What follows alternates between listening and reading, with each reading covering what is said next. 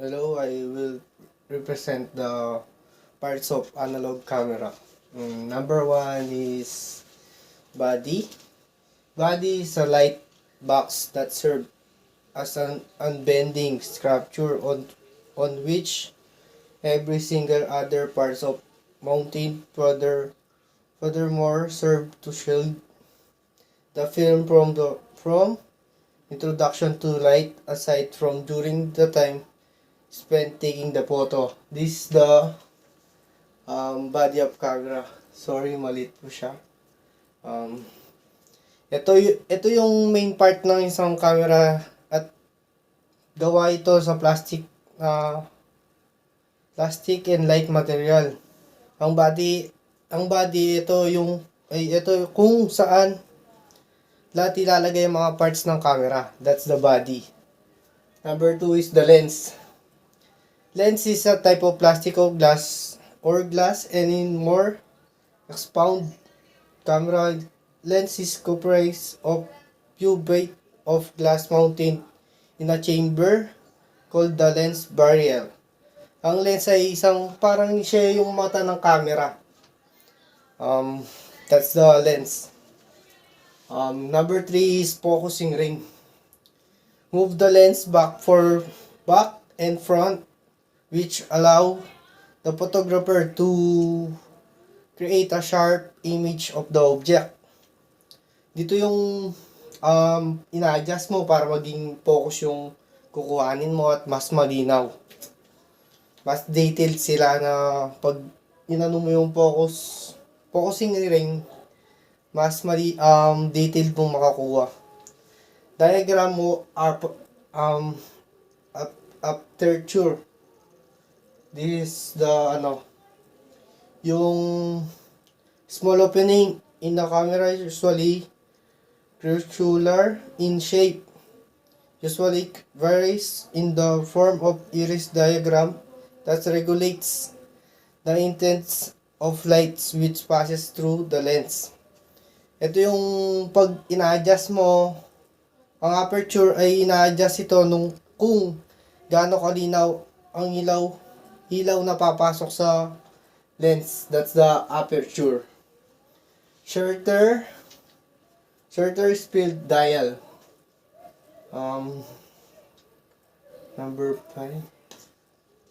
Speed dial. Ito yung it's control the length of the time when light is allowed to strike the sensitive materials. That's yung inaalaw niyang kung gaano kabilis magsasara yung shelter. Ito ang ina-adjust kung gaano kabilis or kabagal magsasara ang shelter. That's the shelter speed dial. Next naman is shelter. An adjustable machinery that regulates the amount of light reaching the film by writing the length of time light allowed to the pass through the lens. Ang shelter ay nag-aalaw ng ilaw sa camera in the period of time. Ito yung in a period time lang siya nag-aalaw. This is the shelter. Shelter release button. Where is the shelter release button? This is the shelter release button.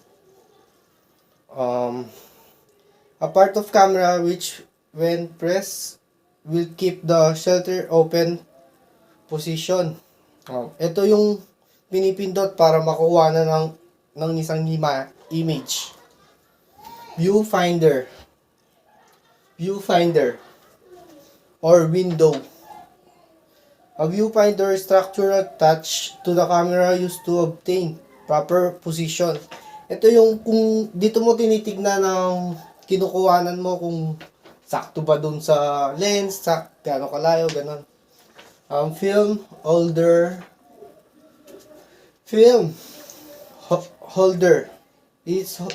Ito yung in simple lang.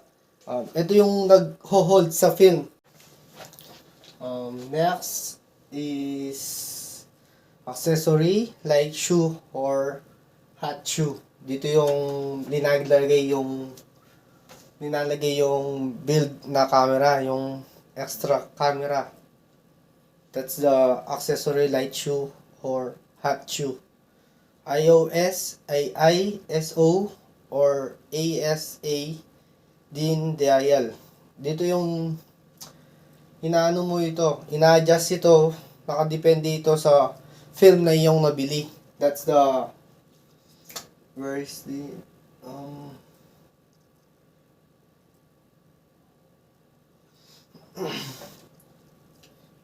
tapos exploding counter film is device and indicate the number of exploding made. Ito yung binibilang niya kung nakailan ka ng film na na-take or nagamit. This distance scale device that show the approximate distance from the optical center of the lens to the point of focus on the object. Dito ina-adjust kung gaano kalayo or i-zoom ang iyong kinukuhanan na image. Film rewind lock. Ito yung naglalak sa film para hindi accidenting ma-rewind yung film. And back cover release snap. Device used to open the back. Ito yung bubuksan yung sa likod ng isang camera. Ito yung part na kung saan binubuksan ang likurang bahagi ng camera para magpalit or maglagay ng film. Lens lock release lever. Ito yung pinipindot para mag-lock or ma-release yung lens. Data display. Dito yung data display. Ang data display para sa isang viewfinder din. Lens cap, ito yung lens cap, yung simple explanation lang. Yung lens cap is pinoprotektahan niya ang lens para hindi mabasag. Sprocket teeth. Ito yung sprocket teeth na nag-guide para hindi malis yung film. Hindi malis habang ginagamit ang camera. Take up spool. Ito yung dito umiikot yung film. 'Di ba? Ginagamit mo. Tapos habang ginagamit mo yung film, dito naiipon yung mga nagamit mo. That's the take up spool. And the last flash button. Ito flash ng isang camera.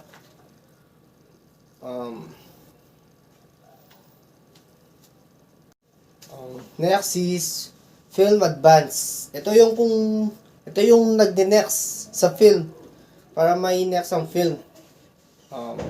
Rewind forward. Connected on the film rewind knob and scrap. It's hold to the long spool core inside the film cartridge or chamber. Film cartridge chamber. This component of the film holder is necessary to load the film and firmly. Is the canal area located at the side at the back of the camera. Nakalocate siya sa left side ng back camera.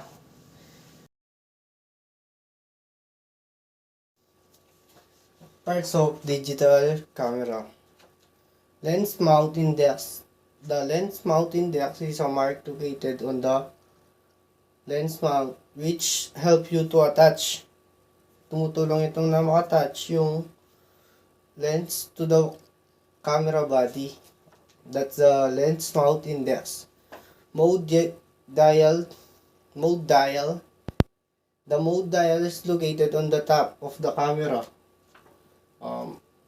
Of your camera is small code wheel used to switch between the different camera modes. Ito yung nagsiswitch sila ng mode. Flash button. The flash button is located on the top of your camera. It's allowed to you na patayin yung camera or i-open. Lens release button. Ito yung nag-release sa lens. Baka gusto mong palitan yung lens. That's the lens release button. Grip.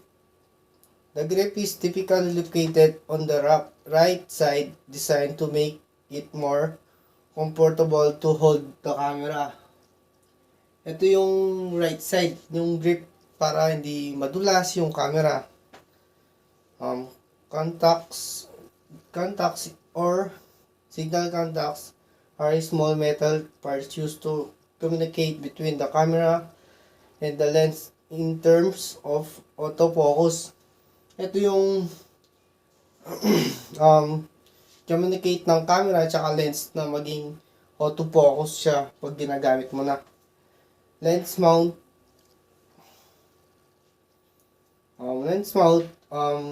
The lens mount is camera parts that allow the attach of a lens to a camera body. Red eye reduction. Ito yung flash na feature you can find the camera. It's fire the flash twice to reduce the occurrence of red lights in the photo. Remote control sensor. A remote control sensor is a device used to control the camera remotely. You can use to trigger your shutter remotely. Main dial. The main dial is the other curve located of the front of the camera, which helps you to adjust your aperture and shutter speed. That's the main dial. Ito yung main dial. Ina-adjust niya yung aperture tsaka shutter speed. Plus hintics, contacts, and hot shoe. Ito yung build na nilalagyan ng built-in flash na camera sa camera. Viewfinder, dito ka tumitingin pag kumukuha ka ng picture. Next is camera lens.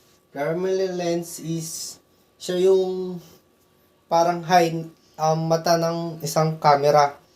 Shutter button naman, ito yung pinipindot pag kumukuha ka ng image.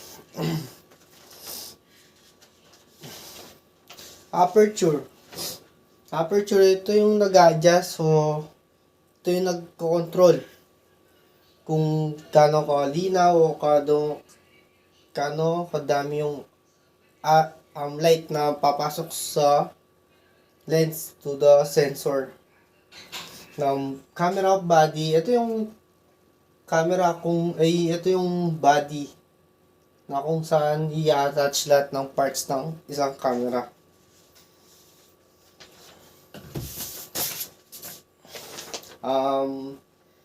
Sa digital camera ay ito yung wala silang film.